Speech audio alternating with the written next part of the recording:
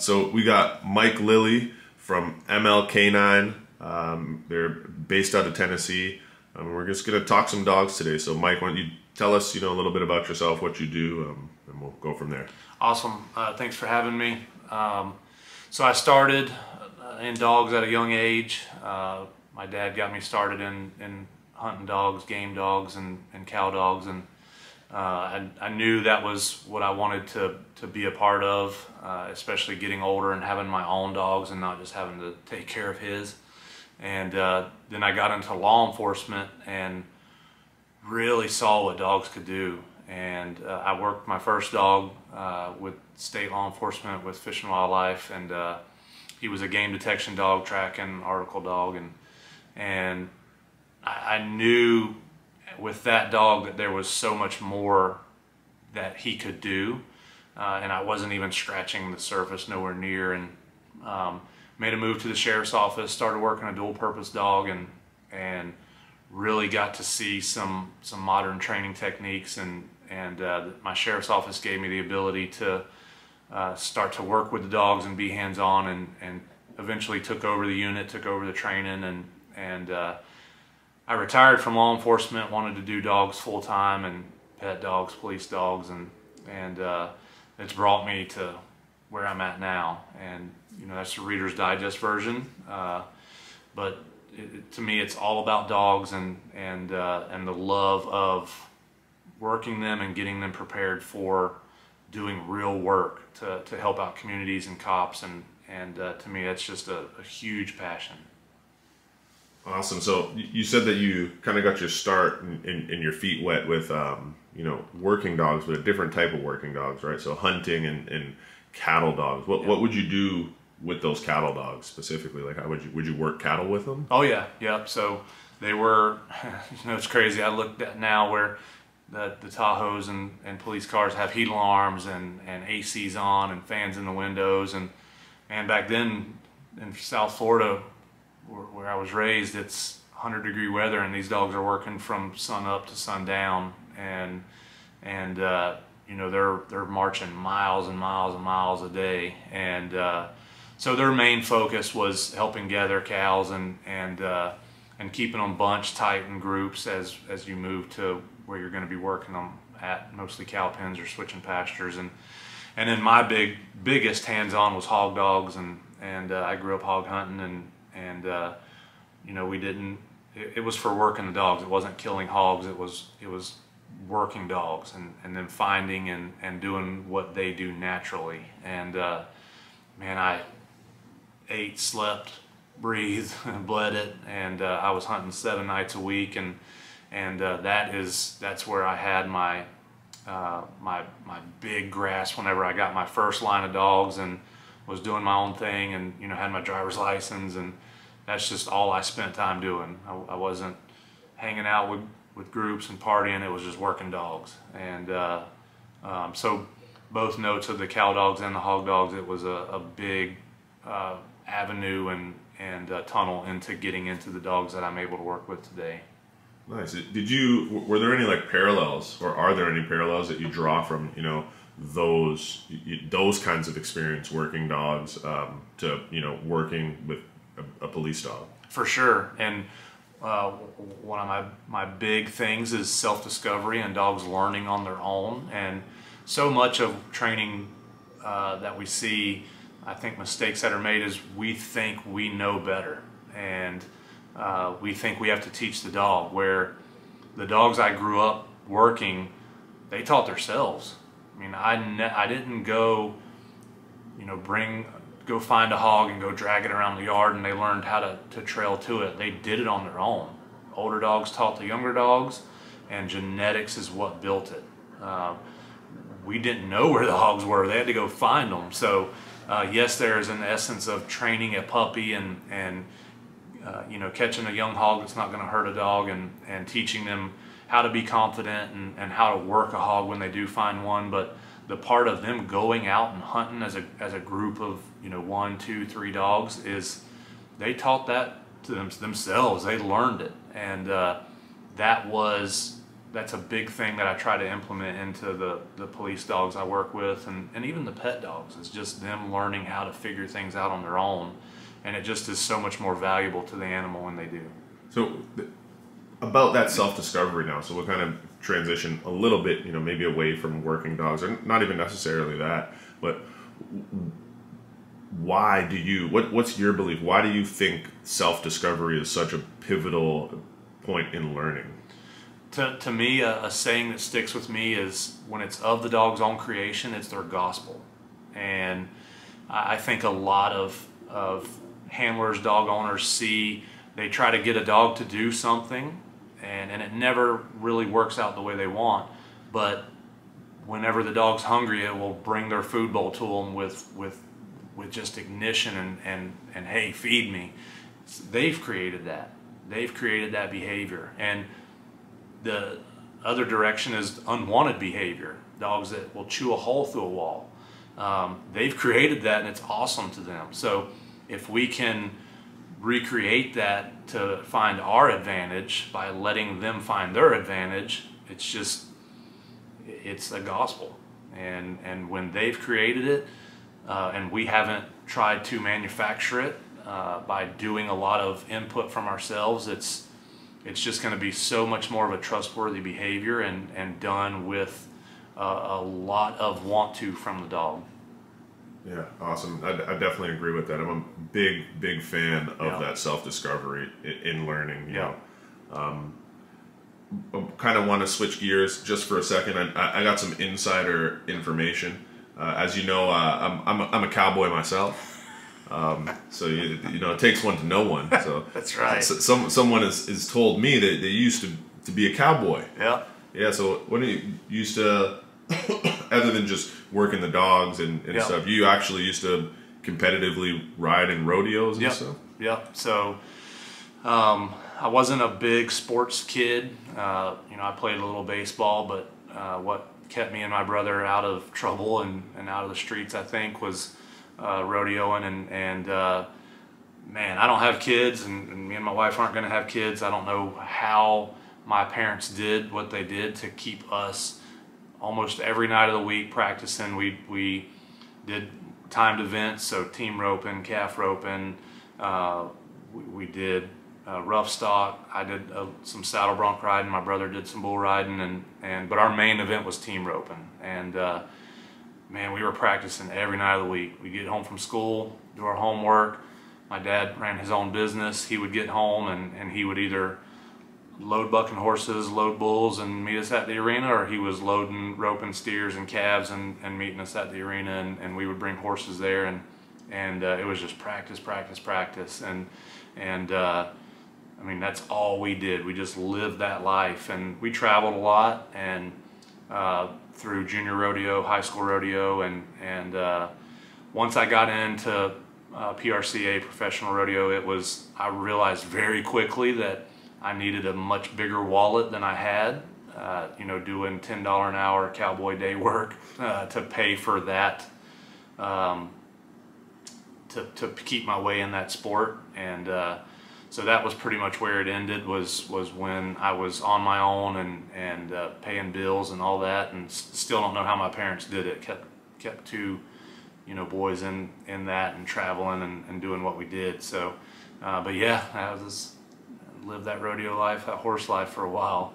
Yeah, man, it's really interesting because you see a lot of, you know, we spoke to Carlos Ramirez, and you know, he grew up and his family dealt with horses and horse training and things like that. So just to see those parallels, like there has to be, you know, obviously we can draw, you know, pretty clear connections between the two. Yeah. But I think there's probably something even more than what, you know, is just on the surface level. You know, there's a certain element of dedication, and probably the better word would be like obsession. Yeah. That I think pays dividends in that world, as well as in the dog training world. You know. Yeah. Do you? What made you stop? Was it the?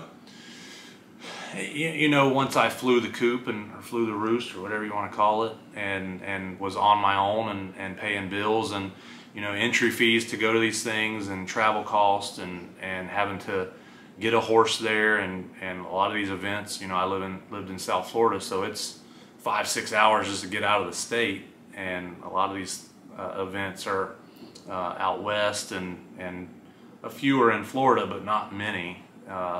It's a big cost, and it's something that you have to be willing to dedicate your life to that, and I just wasn't at that point. I loved it, but it's expensive. It really is expensive, and for me, I love that ranch working lifestyle, and so that's what I did, and that's what I was all about. So I just stuck with that. It gave me that attachment to horses, and doing the real ranch work I just loved it, man. Building fence and gathering cows, and it's a tough life, and that's probably what guided me out of it, was a lot of the old timers saying, listen, this is just not, don't follow our footsteps. This is a tough life. And that's where I really took that advice and said, I need to set myself up for the future, and $150 a day wages. And I saw these old cowboys getting beat up in the cow pens and breaking legs and no insurance, and I realized that maybe it wasn't a good career path to stick with. Yeah, it could be a Exactly. short-sighted. Yeah, yeah. All right, I'm going to kind of just throw a random curveball question at you. What do you think it takes if you could, or you were forced to only identify one characteristic in a good dog trainer? What would that characteristic be? The love of it, man. And that's, we spoke maybe a day ago or so about the talent code, and there are a lot of beliefs of people are born with talent, and they just have it. I really don't believe that. I believe that you are born with a deep drive and love for something, and if it's deep enough, you'll be the best at it, and you will strive to practice and work your way to the top, and you will be, no matter what comes in your path, you will be the best. And to be the best at anything, the dog game or rodeoing, man, when I was team roping, I would be out roping a dummy till 3 o'clock in the morning, just over and over and over and over and over. And I think that's what it takes to be good at it, is have that deep love for the animals, and the deep love for watching them learn, and helping them along that path. And I think if you don't love it to the extent that I know you do, and that I do, and a lot of these really good dog trainers do, you're probably not going to get there. If you're just doing it as a hobby, I mean, there's plenty of great trainers that it's their hobby, but I think you really have to love it a lot. Yeah, I agree. And again, we said it a little bit earlier, but it's almost to that point of it becomes an obsession, right? Yep. Yeah, I definitely think that's spot on. All right, I'm gonna put you on the place, right in the spotlight, literally, and figuratively. If there were 3 trainers in the world that you could work with, and specifically working dog, geared towards working dogs. So let's say we had an imaginary contract, and you need to supply 100 dogs somewhere. So take everything into account, selecting those dogs, your detection, your tracking. Who are those 3 trainers that you would work with? Man, that is on the spot. Pressure. Yeah, for real. For me, doing something like that, you've got to be with guys that are of a, you don't need the same training techniques, you don't need the same training mindset, but you've got a vibe, you know what I mean? You really have to vibe. And if I had to pick 3 guys that I saw really clear eye to eye, and we knew how to work with each other, I'm going to have to go with Carlos Ramirez, like you were talking about. Jeremy Nix, me and him really vibe, and I think me and you do. We really see eye to eye, and when we get together, it's really cool stuff. And I think, say in, you know, a 100-dog contract, it takes just that to be able to even scratch the surface, not even having a lot of the mindset being the same of the dog training portion, but just being able to vibe as humans, I think is a huge thing. And somebody said it the other day that you get 3 dog trainers in the same room, they're all going to talk about how each other's doing it wrong. And I think that group of 3, that doesn't happen. You know, that doesn't happen. Like, there's things that they know, techniques that they don't use because they've tried it and it doesn't work, and they use what they use, but they're not going to say, well, you're just wrong, and that's the end of it. They're going to say, hey, that's your way, you know, and that's cool. You do your way. This is my way. I stick to my way. And having that mindset, I think, is a big help. Yeah, you know, I think that's a power group there. Yeah, you know? You took it's pretty much a group of cowboys and Jay Nix. And right? yeah, I was gonna say, and then there's Jeremy. No, definitely. So I ask everyone when I do these, and I know it's another loaded question, but because it can change based off of the time or what you've been doing lately. But as of right now, what is your favorite kind of avenue of working dog work to train? So bite work, tracking, detection. Man, I'm a lover of nose work. Like, and coming from law enforcement, you cannot bite them if you cannot find them. And you know, detection is it's the same thing as tracking. It's not, there's not much difference in the two, but if I had to pick one, man, it's getting out there and tracking somebody, and I love it. I love watching the dogs function. I love watching the dogs grow. I love watching handlers learn and them go, wow, okay, that really works so much better.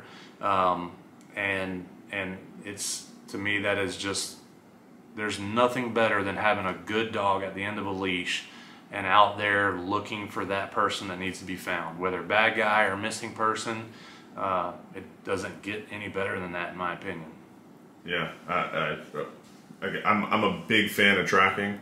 I think that, you know, if you're anything like me, I definitely have my one of the reasons why I like dog training so much is because I obsess over things.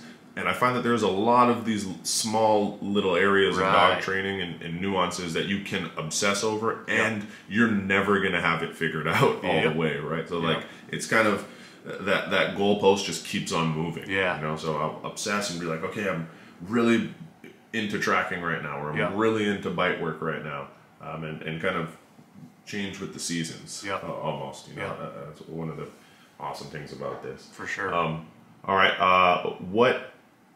So you were an active canine handler for 2 dogs you've had? Yep. 2 dogs. One was single-purpose tracking dog. The other was the infamous dog with no teeth now, right? Yeah, that's right. Real gummy bite on it. Yep, the Neko. So why don't you give us a little story time now? Why don't you tell us about maybe one of, you know, a favorite call, or you know, a call that stands out to you that you had with your single purpose dog? Yeah. And then follow that up maybe with one from Neko.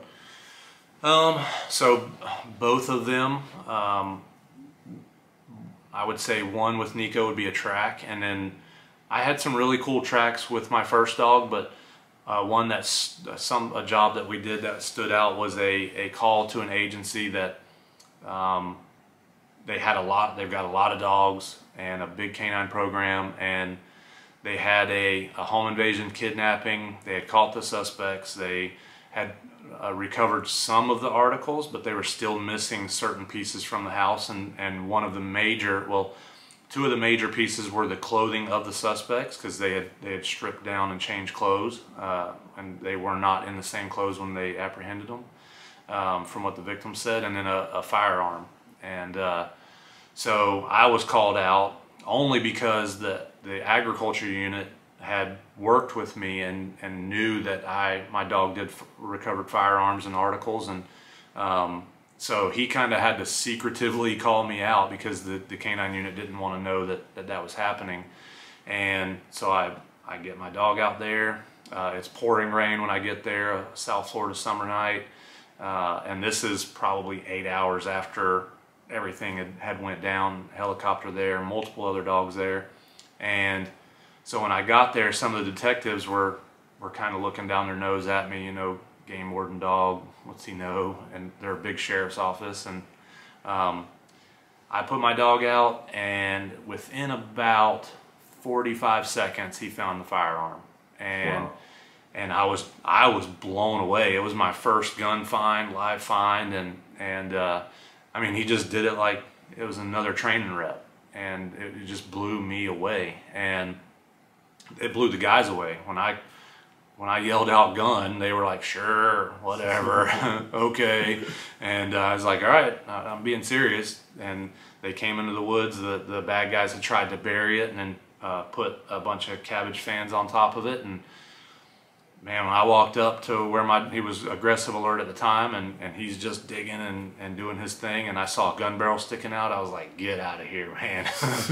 It just, you know, floored me. Surprised you as well, right? Holy crap. And I was on cloud 9, man. You couldn't knock me down from that for 6 months. So, and then 2 days later, they didn't call me back. We did a little bit of a search, and they're like, all right, you're good, you can go. And they called me back. And I remember one of the areas that I sent my dog into, he was really poking his head into some vines, and me being a dumb new handler, I thought he was after a rabbit, right? Yellow lab, and the behavior just didn't look like what I had seen, and I got onto him, was like, hey, get over here. And we leave. I get called back 2 days later, and they said, hey, you know, we're still looking for the clothing.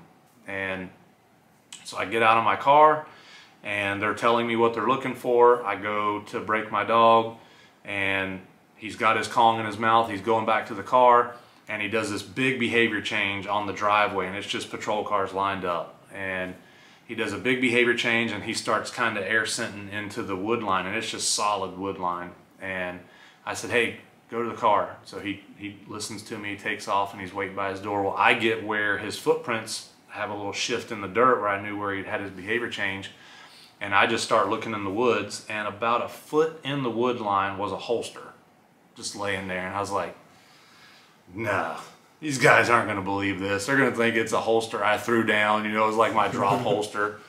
So I yell out, hey, anybody drop a holster? Like an idiot. I'm like, of course nobody's dropped a holster. Well, they come over, and they had a description of everything, and they're like, that's the holster to the gun you found. Wow. And so then I'm thinking, that was only a few yards from where my dog had been sticking his head in the vines. I said, let me take him back, right? I'll be damned. I sent him into those vines, right where he was sticking his head into, right where I had got onto him like an idiot, was the ski mask, the pants, the shirt, and the gloves. Wow. And I realized at that point that trust your dog's not just a saying that you should say, it's a saying that you should live by. And that the ski mask and gloves were sent off, and I'll never forget the number. I don't have the exact number, but I'll never forget the basics of it because I've never heard it before. After the DNA test was done, that the one ski mask was like 900 quintillion of a chance that it belongs to anybody other than the one suspect they had, and the other one was like 300 quintillion that it belonged to anybody other than the other suspect. Wow. So the guys pled to, you know, a lot of years in prison, and we never saw the inside of a courtroom based off of me being really lucky and getting a second chance after what I messed up, you know. And that was it was a big deal for me, and it taught me a ton. And yeah.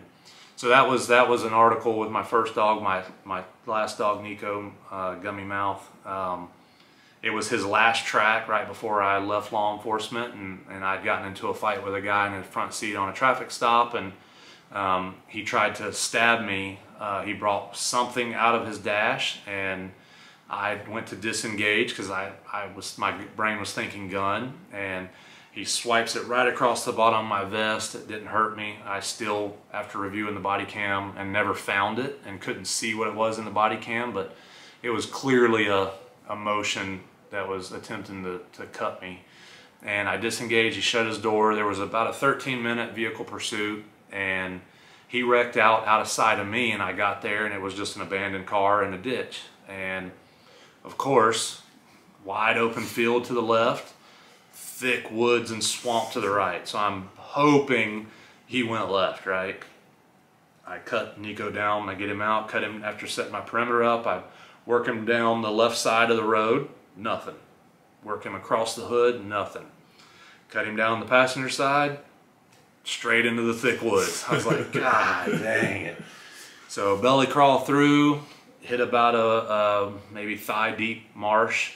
And this is, you know, South Florida, it's really wet. And gators out there? Oh yeah, but we're country boys, we're good with that. Get through the marsh, cross a couple fence lines, yards, get to a yard with a lot of, you know, stuff scattered out, broken down boats and barns and other cars.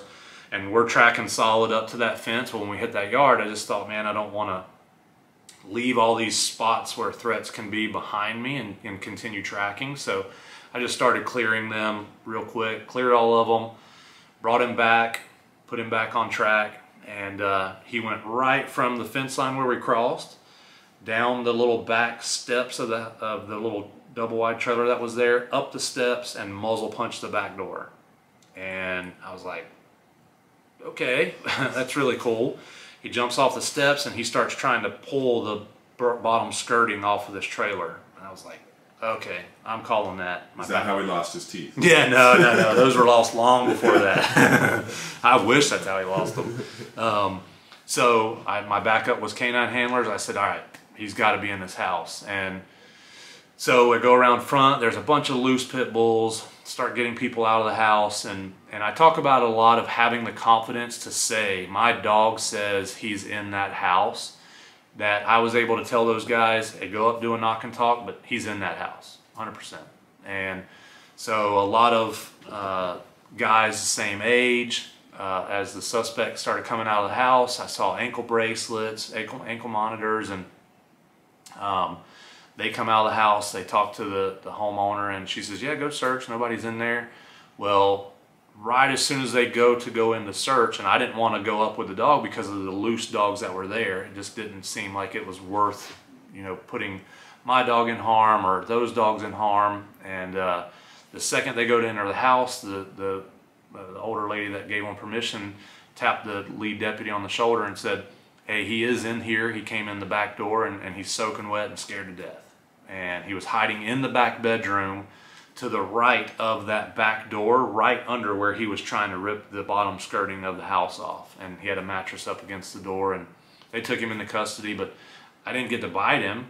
But putting those pieces together after a fight, after a pursuit, and having to go through the thick woods and the marsh and breaking off the track and clearing, outer buildings and vehicles, and then going back to the track and him doing exactly what he was supposed to do, that's worth so much more than a bite to me. And that being his last track before retirement is talk about going on out on a winner, you know. So those will stick with me, you know, forever and ever and ever. Yeah, that's an awesome story. And I think it's something that, you know, in this world, you know, in the canine industry, that I think gets overlooked quite a bit. And what I'm talking about is, there are so many arrests and apprehensions that are caused by the canine being tracking, its presence, all of these things without the dog actually ever having to bite someone. Right? Yep. And I think those stories for most people, the biting stories, and my dog went into this dark building and fought someone that was trying to fight him, and it was like, those are much sexier stories. Yeah, superhero sexy stuff. But I think to a point it can be a bit irresponsible if we're not saying, hey, look, the dog that did get that bite also had 25 other arrests before that without ever having to put teeth on someone. Right? Someone said, oh no, the dog's here, I'm coming out. I'm sure you've gave your announcements at door thresholds, and there's been a ton of people that say, well, I was gonna hide, I hear a dog barking out there right now. I'm turning my, and part of the downfall of Neko is he looks like a horrible dog, and he's cost me a ton of bites because of just presenting him and challenging them with him. They're like, that thing looks like a demon. So and you know, ultimately, us being the behavior geeks and the dog guys, we're like, that's a missed opportunity. Right. But in the actual grand scheme of things, you know, that's another check on Nico's. That's an arrest. That's it. You know, he effected an arrest, and just him being there did that. You know, you were able to again, his last track up, confidently say, this guy is in this building. Like, he is in here, and that arrest happened solely because of Neko. Right. Yep. So yeah, I think that's awesome. What I plan on doing with these, man, is I'm gonna try and get you back in, and we'll talk some more. We train together quite frequently, and kind of just keep bringing them out and letting you get things off your chest. So before we close up, is there kind of anything that you would like to close this with, like kind of closing remarks? Yeah, you know, and I said it in a few other interviews, it's a huge thing that I think is such a hindrance to us as trainers doing the seminars that we do, and it's a hindrance to the canine industry as a whole. If you are a trainer and you are dead set on what you do and it's not working, be honest with yourself and say, it's not working. There has to be something else out there. Don't let your ego and your pride, number one, hold you in that, and number two, push good handlers away. If it wasn't for my training staff being like that, I'd probably still be working a game warden dog, because I loved being a game warden. I loved it. I loved being a dog handler, but the closed-mindedness and the stuck in their ways training pushed me and a lot of handlers out of the agency, or at least out of the unit. And there's a lot of guys that are still in it that are just hating it, man. They feel like there's nowhere to turn. And I've been in those shoes, and it sucks. It really does suck. And it all can be changed by that trainer or supervisor saying, okay, we're not right. You know, there is better stuff out there. And the first step is saying, I'm not right, and let's go find it. Yeah, and it's okay to not know the answer. Exactly. Exactly. And as cops, that's what's so hard, is to say, I'm wrong. But man, you got to separate that and let the dogs be. If you're going to have a unit, they have to be the best. They have to be the best, because how else are you going to explain to that set of parents that has that missing kid out there, and you're deploying a dog that's, he's okay. How do you explain that? You just can't, you know, not with the right mind. Or explain to that family that everything's been stolen out of their house and there's a clear set of footprints going out the back door, and the dog can't find them. And you know, you're not just out there taking the dog for a walk. Your job is to put the most effort you can into it. And that is a, you know, it's a soapbox, but I think if that was something that we could change throughout the industry, we'd see a lot better handlers. We'd see a lot of driven handlers, a lot better dogs, and the public would be getting a better end product out of it. And that's what it's all about. Amen to that, man. Mike, thanks for doing this. We're going to definitely do this again and again and again. For sure. I got a ton more questions. I'm sure once this airs, people will have some more too. Yeah. Where can people find you if they want to get a hold of you? So my company name, like you said, is MLK9. My website is southeastusdogtraining.com. Facebook page is MLK9. So East Tennessee, Knoxville area, but I'll go anywhere and meet anybody with any questions, and it's just all about helping out. So and it's an open door policy at my kennel. I've got a guy Friday when I get back from Kentucky coming for tracking. You know, to me it's all about helping out those guys that are out there doing that solid work to help the communities and people in need, having good dogs at the end of the leash. So yes, sir. Again, thanks again, Mike. Thank you.